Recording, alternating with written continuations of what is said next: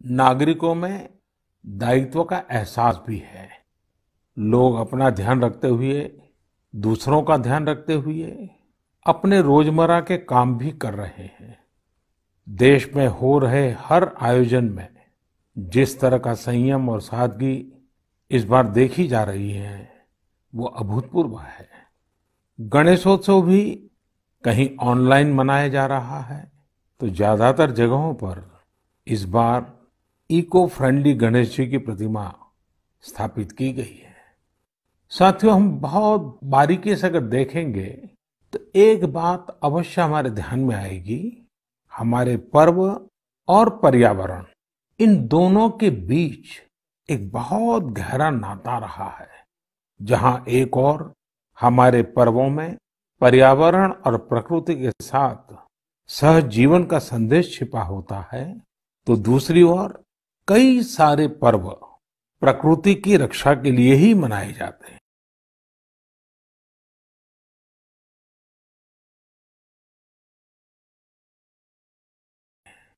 जैसे बिहार के पश्चिमी चंपारण में सदियों से थारू आदिवासी समाज के लोग 60 घंटे के लॉकडाउन, या उनके ही शब्दों में सदियों से थारू आदिवासी समाज के लोग 60 घंटे के लॉकडाउन, या उनके ही शब्दों में कहें तो 60 घंटे के बरना का पालन करते हैं।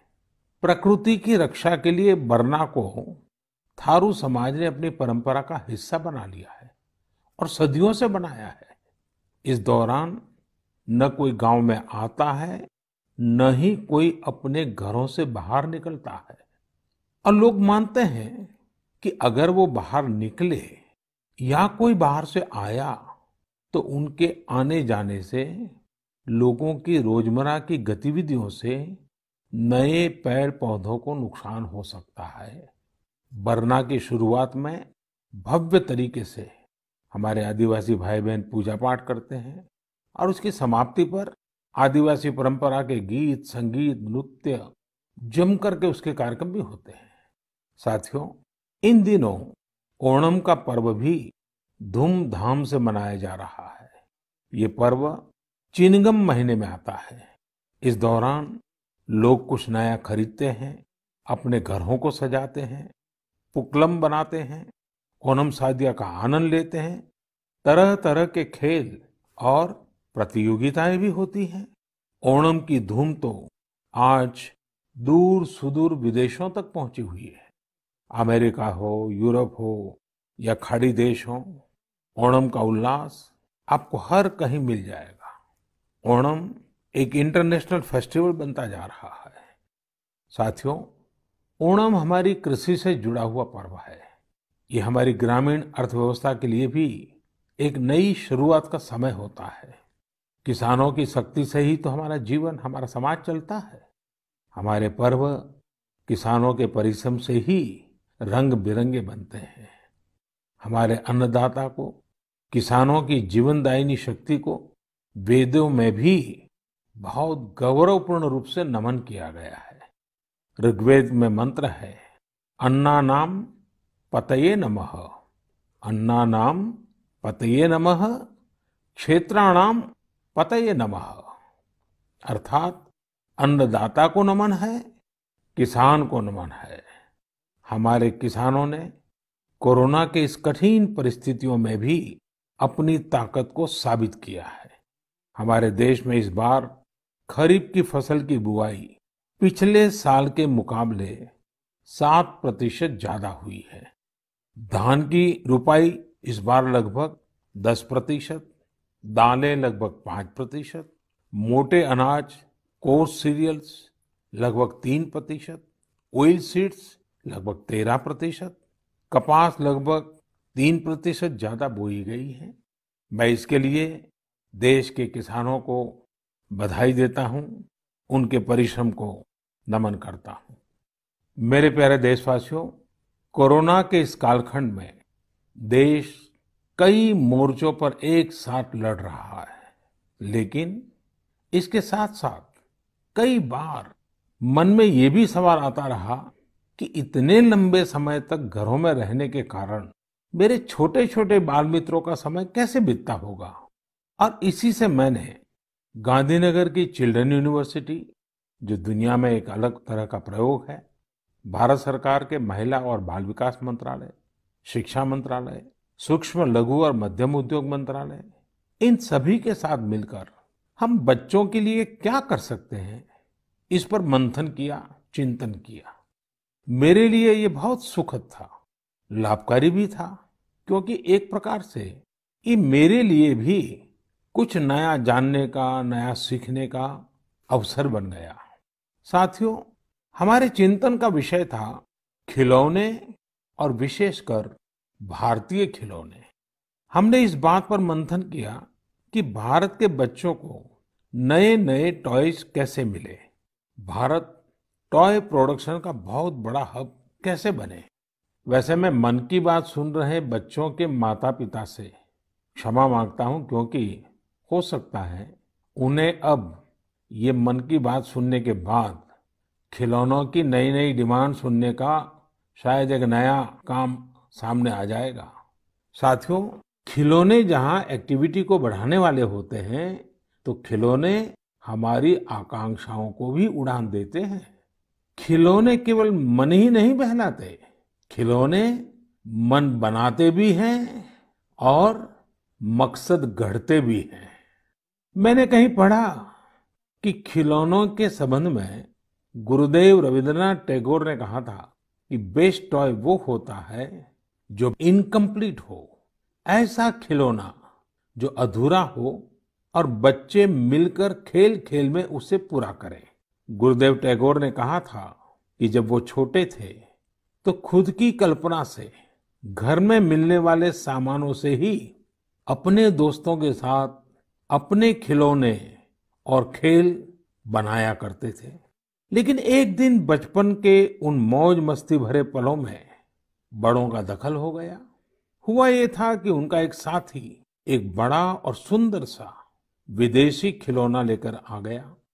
खिलौनों को लेकर इतराते हुए अब सब साथी का ध्यान खेल से ज्यादा खिलौने पर रह गया।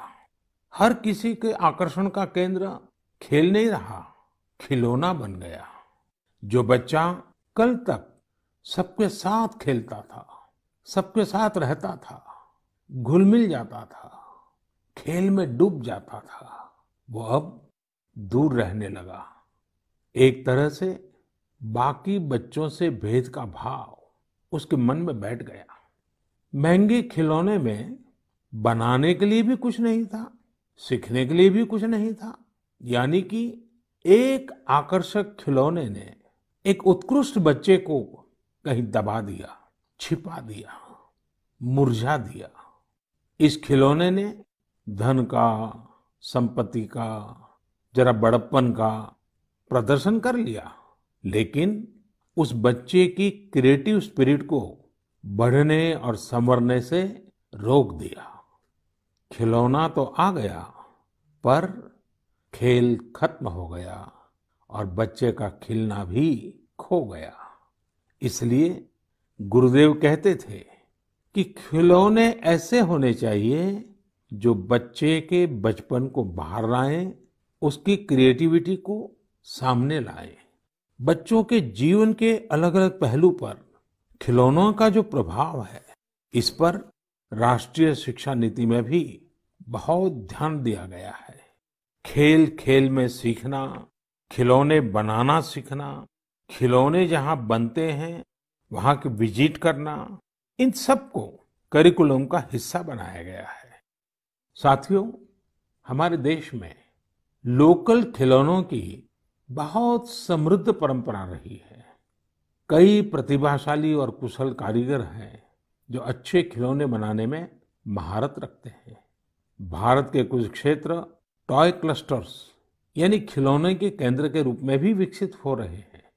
जैसे कर्नाटक के रामनगरम में चन्नापटना, आंध्र प्रदेश के कृष्णा में कोंडापल्ली, तमिलनाडु में तंजौर, असम में धुबरी, उत्तर प्रदेश का वाराणसी, कई ऐसे स्थान हैं, कई नाम गिना सकते हैं।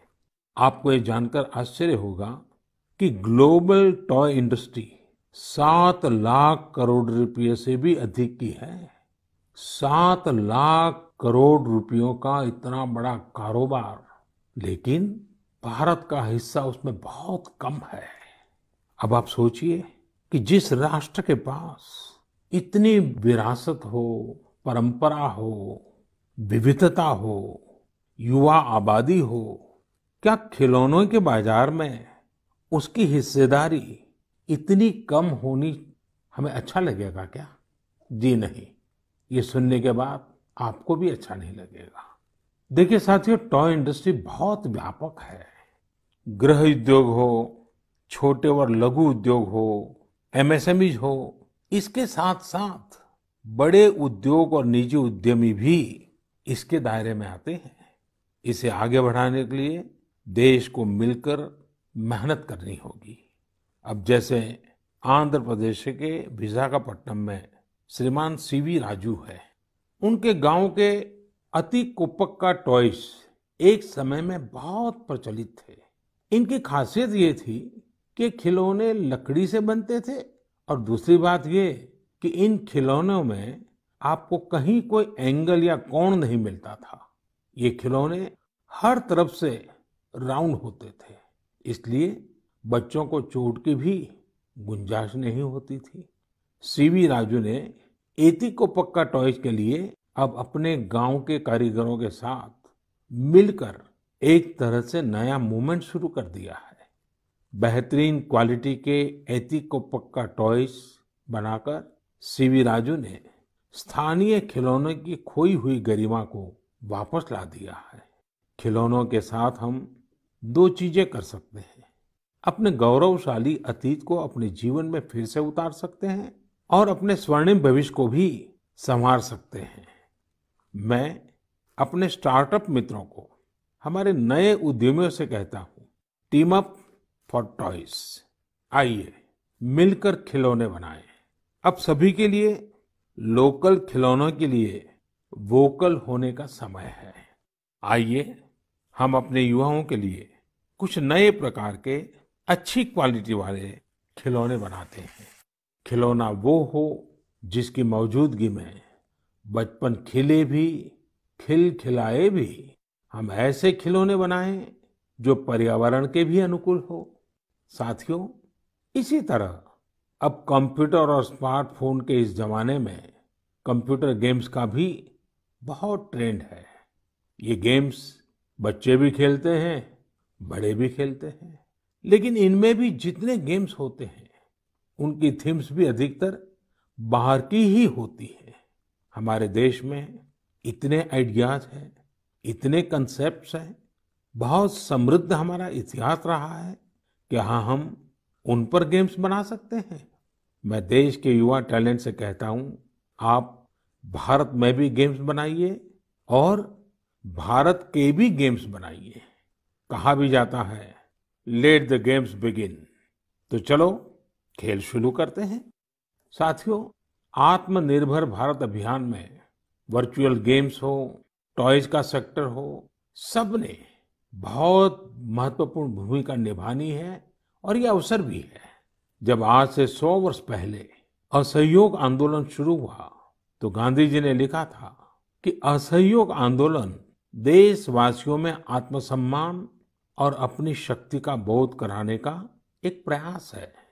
आज जब हम देश को आत्मनिर्भर बनाने का प्रयास कर रहे हैं तो हमें पूरे आत्मविश्वास के साथ आगे बढ़ना है।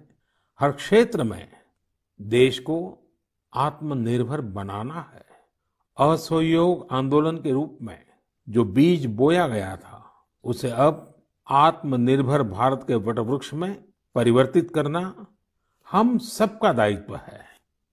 मेरे प्यारे देशवासियों, भारतीयों के इनोवेशन और सॉल्यूशन देने की क्षमता का लोहा हर कोई मानता है और जब समर्पण भाव हो, संवेदना हो, तो ये शक्ति असीम बन जाती है। इस महीने की शुरुआत में देश के युवाओं के सामने एक ऐप इनोवेशन चैलेंज रखा गया। इस आत्मनिर्भर भारत ऐप इनोवेशन चैलेंज में हमारे युवाओं ने बढ़ चढ़कर के हिस्सा लिया। करीब 7,000 एंट्रीज आई। उसमें भी करीब करीब 2/3 ऐप्स टियर 2 और टियर 3 शहरों के युवाओं ने बनाए हैं। ये आत्मनिर्भर भारत के लिए, देश के भविष्य के लिए बहुत शुभ संकेत है। आत्मनिर्भर ऐप इनोवेशन चैलेंज के रिजल्ट्स देखकर आप जरूर प्रभावित होंगे। काफी जांच परख के बाद अलग अलग कैटेगरी में लगभग 2 दर्जन ऐप्स को अवार्ड भी दिए गए हैं। आप जरूर इन ऐप्स के बारे में जानें और उनसे जुड़े। हो सकता है आप भी ऐसा कुछ बनाने के लिए प्रेरित हो जाएं। इनमें एक ऐप है कुटुकी किड्स लर्निंग ऐप। ये छोटे बच्चों के लिए ऐसा इंटरेक्टिव ऐप है जिसमें गानों और कहानियों के जरिए बात बात में ही बच्चे मैथ साइंस में बहुत कुछ सीख सकते हैं। इसमें एक्टिविटीज भी हैं, खेल भी हैं। इसी तरह एक माइक्रो ब्लॉगिंग प्लेटफॉर्म का भी ऐप है। इसका नाम है KOO कू। इसमें हम अपनी मातृभाषा में टेक्स्ट, वीडियो और ऑडियो के जरिए अपनी बात रख सकते हैं, इंटरेक्ट कर सकते हैं। इसी तरह चिंगारी ऐप भी युवाओं के बीच काफी पॉपुलर हो रहा है। एक ऐप है आस्क सरकार। इसमें चैटबॉट के जरिए आप इंटरेक्ट कर सकते हैं और किसी भी सरकारी योजना के बारे में सही जानकारी हासिल कर सकते हैं, वो भी टेक्स्ट, ऑडियो और वीडियो तीनों तरीकों से। ये आपकी बड़ी मदद कर सकता है। एक और ऐप है स्टेप सेट गो। ये फिटनेस ऐप है। आप कितना चले, कितनी कैलोरीज बर्न की, ये सारा हिसाब ये ऐप रखता है और आपको फिट रहने के लिए मोटिवेट भी करता है। मैंने कुछ ही उदाहरण दिए हैं। कई और ऐप्स ने भी इस चैलेंज को जीता है। कई बिजनेस ऐप्स हैं, गेम्स के ऐप्स हैं, जैसे is equal to books and expense, Zoho workplace, FTC talent. आप इनके बारे में नेट पर सर्च करिए, आपको बहुत जानकारी मिलेगी। आप भी आगे आए, कुछ इनोवेट करें, कुछ इम्प्लीमेंट करें। आपके प्रयास आज के छोटे छोटे स्टार्टअप्स कल बड़ी बड़ी कंपनियों में बदलेंगे और दुनिया में भारत की पहचान बनेंगे। और आप ये मत भूलिए कि आज जो दुनिया में बहुत बड़ी बड़ी कंपनियां नजर आती है ना, वे भी कभी स्टार्टअप हुआ करती थी। प्रिय देशवासियों, हमारे यहाँ के बच्चे, हमारे विद्यार्थी अपनी पूरी क्षमता दिखा पाए, अपना सामर्थ्य दिखा पाए, इसमें बहुत बड़ी भूमिका न्यूट्रिशन की भी होती है, पोषण की भी होती है। पूरे देश में सितंबर महीने को पोषण माह, न्यूट्रिशन मंथ के रूप में मनाया जाएगा। नेशन और न्यूट्रिशन का बहुत गहरा संबंध होता है। हमारे यहाँ एक कहावत है, यथा अन्नम तथा मन्नम, यानी जैसा अन्न होता है वैसा ही हमारा मानसिक और बौद्धिक विकास भी होता है। एक्सपर्ट्स कहते हैं कि शिशु को गर्भ में और बचपन में जितना अच्छा पोषण मिलता है उतना अच्छा उसका मानसिक विकास होता है और वो स्वस्थ रहता है। बच्चों के पोषण के लिए भी उतना ही जरूरी है कि माँ को भी पूरा पोषण मिले। और पोषण या न्यूट्रिशन का मतलब केवल इतना ही नहीं होता कि आप क्या खा रहे हैं, कितना खा रहे हैं, कितनी बार खा रहे हैं।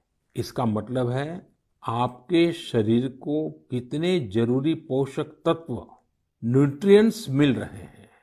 आपको आयरन, कैल्शियम मिल रहे हैं या नहीं, सोडियम मिल रहा है या नहीं, विटामिन्स मिल रहे हैं या नहीं, ये सब न्यूट्रिशन के बहुत इंपॉर्टेंट एस्पेक्ट्स हैं। न्यूट्रिशन के इस आंदोलन में पीपल पार्टिसिपेशन भी बहुत जरूरी है। जन भागीदारी ही इसको सफल करती है। पिछले कुछ वर्षों में इस दिशा में देश में काफी प्रयास किए गए हैं। खासकर हमारे गांवों में इसे जन भागीदारी से जन आंदोलन बनाया जा रहा है। पोषण सप्ताह हो, पोषण माह हो, इनके माध्यम से ज्यादा जागरूकता पैदा की जा रही है। स्कूलों को जोड़ा गया है, बच्चों के लिए प्रतियोगिताएं हो, उनमें अवेयरनेस बढ़े, इसके लिए भी लगातार प्रयास जारी हैं। जैसे क्लास में एक क्लास मॉनिटर होता है, उसी तरह न्यूट्रिशन मॉनिटर भी हो, रिपोर्ट कार्ड की तरह न्यूट्रिशन कार्ड भी बने, इस तरह की भी शुरुआत की जा रही है।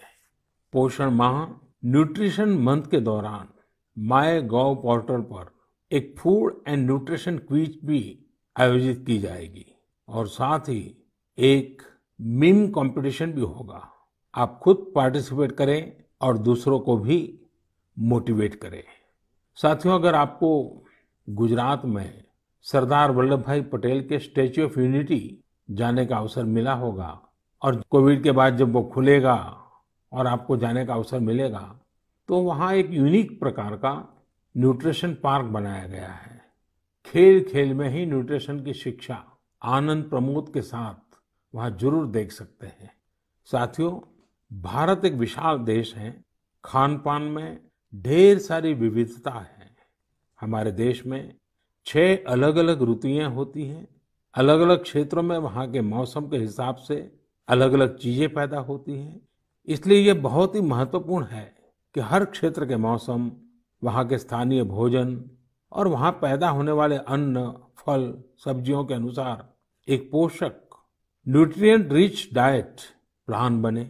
अब जैसे मिलेट्स, मोटे अनाज, रागी है, ज्वार है, ये बहुत उपयोगी पोषक आहार है। एक भारतीय कृषि कोष तैयार किया जा रहा है। इसमें हर एक जिले में क्या क्या फसल होती है, उनकी न्यूट्रिशन वैल्यू कितनी है, इसकी पूरी जानकारी होगी। ये आप सबके लिए बहुत बड़े काम का कोष हो सकता है। आइए, पोषण माह में पौष्टिक खाने और स्वस्थ रहने के लिए हम सभी को प्रेरित करें। प्रिय देशवासियों, बीते दिनों जब हम अपना स्वतंत्रता दिवस मना रहे थे, तब एक दिलचस्प खबर पर मेरा ध्यान गया।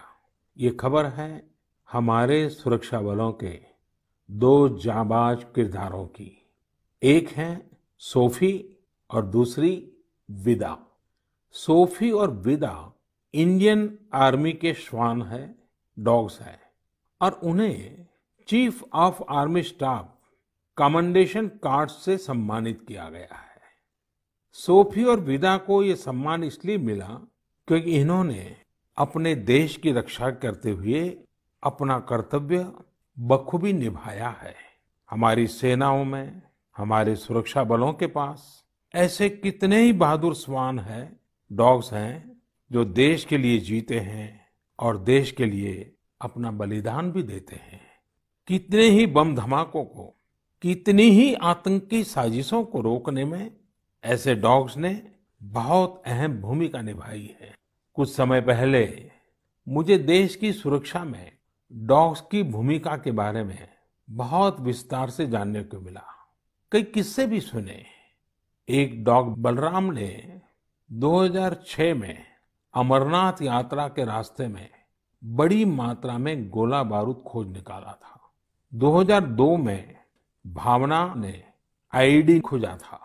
आईईडी निकालने के दौरान आतंकियों ने विस्फोट कर दिया और श्वान शहीद हो गए। 2-3 वर्ष पहले छत्तीसगढ़ के बीजापुर में सीआरपीएफ का स्निफर डॉग क्रैकर भी आईईडी ब्लास्ट में शहीद हो गया था। कुछ दिन पहले ही आपने शायद टीवी पर एक बड़ा भावुक करने वाला दृश्य देखा होगा, जिसमें बीड़ पुलिस अपने साथी डॉग रॉकी को पूरे सम्मान के साथ आखिरी विदाई दे रही थी।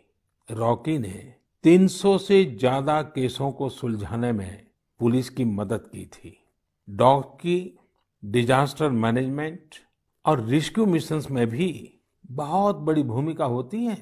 भारत में तो national disaster response force NDRF ने ऐसे दर्जनों डॉग्स को स्पेशली ट्रेन किया है। कहीं भूकंप आने पर, इमारत गिरने पर, मलबे में दबे जीवित लोगों को खोज निकालने में ये डॉग्स बहुत एक्सपर्ट्स होते हैं। साथियों, मुझे यह भी बताया गया कि इंडियन ब्रीड के डॉग्स भी बहुत अच्छे होते हैं, बहुत सक्षम होते हैं।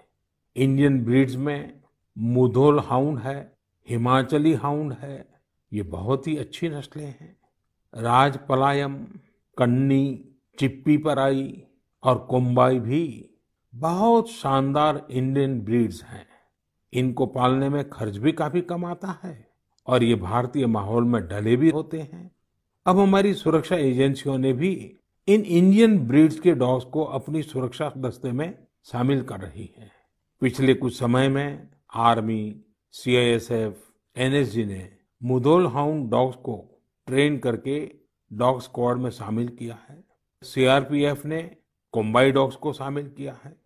Indian council of agriculture research भी भारतीय नस्ल के डॉग्स पर रिसर्च कर रही है। मकसद यही है कि इंडियन ब्रीड्स को और बेहतर बनाया जा सके और उपयोगी बनाया जा सके। आप इंटरनेट पर इनके नाम सर्च करिए, इनके बारे में जानिए। आप इनकी खूबसूरती, इनकी क्वालिटी देखकर हैरान हो जाएंगे। अगली बार जब भी आप डॉग पालने की सोचें, आप जरूर इनमें से ही किसी इंडियन ब्रीड के डॉग को घर लाएं। आत्मनिर्भर भारत जब जन मन का मंत्र बन ही रहा है, तो कोई भी क्षेत्र इससे पीछे कैसे छूट सकता है। मेरे प्रिय देशवासियों, कुछ दिनों बाद 5 सितंबर को हम शिक्षक दिवस मनाएंगे। हम सब जब अपने जीवन की सफलताओं को, अपनी जीवन यात्रा को देखते हैं, तो हमें अपने किसी न किसी शिक्षक की याद अवश्य आती है। तेजी से बदलते हुए समय और कोरोना के संकट काल में हमारे शिक्षकों के सामने भी समय के साथ बदलाव की एक चुनौती रख दी है। मुझे खुशी है कि हमारे शिक्षकों ने इस चुनौती को न केवल स्वीकार किया, बल्कि उसे अवसर में बदल भी दिया है। पढ़ाई में तकनीक का ज्यादा से ज्यादा उपयोग कैसे हो, नए तरीकों को कैसे अपनाएं, छात्रों को मदद कैसे करें, ये हमारे शिक्षकों ने सहजता से अपनाया है और अपने स्टूडेंट्स को भी सिखाया है। आज देश में हर जगह कुछ न कुछ इनोवेशन हो रहे हैं। शिक्षक और छात्र मिलकर कुछ नया कर रहे हैं।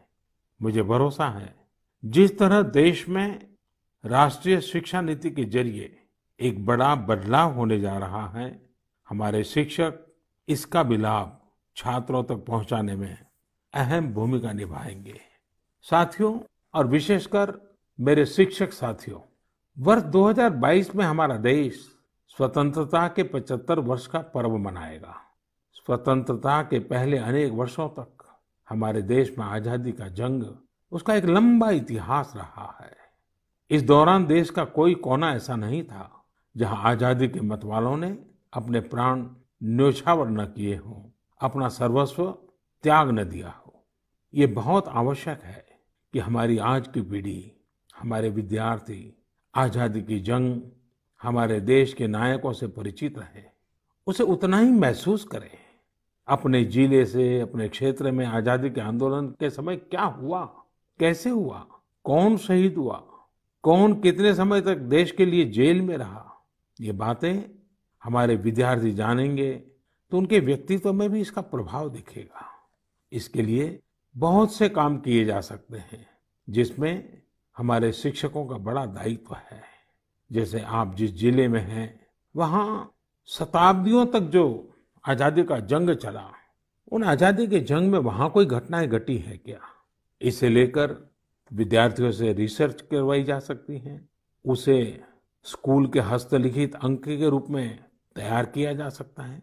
आपके शहर में स्वतंत्रता आंदोलन से जुड़ा कोई स्थान हो तो छात्र छात्राओं को वहां ले जा सकते हैं। किसी स्कूल के विद्यार्थी ठान सकते हैं कि वो आजादी के 75 वर्ष में अपने क्षेत्र के आजादी के 75 नायकों पर कविताएं लिखेंगे, नाट्य कथाएं लिखेंगे। आपके प्रयास देश के हजारों लाखों अनसंग हीरोज को सामने लाएंगे, जो देश के लिए जिए, जो देश के लिए खप गए, जिनके नाम समय के साथ विस्मृत हो गए। ऐसे महान व्यक्तित्वों को अगर हम सामने लाएंगे, आजादी के 75 वर्ष में उन्हें याद करेंगे, तो उनको सच्ची श्रद्धांजलि होगी।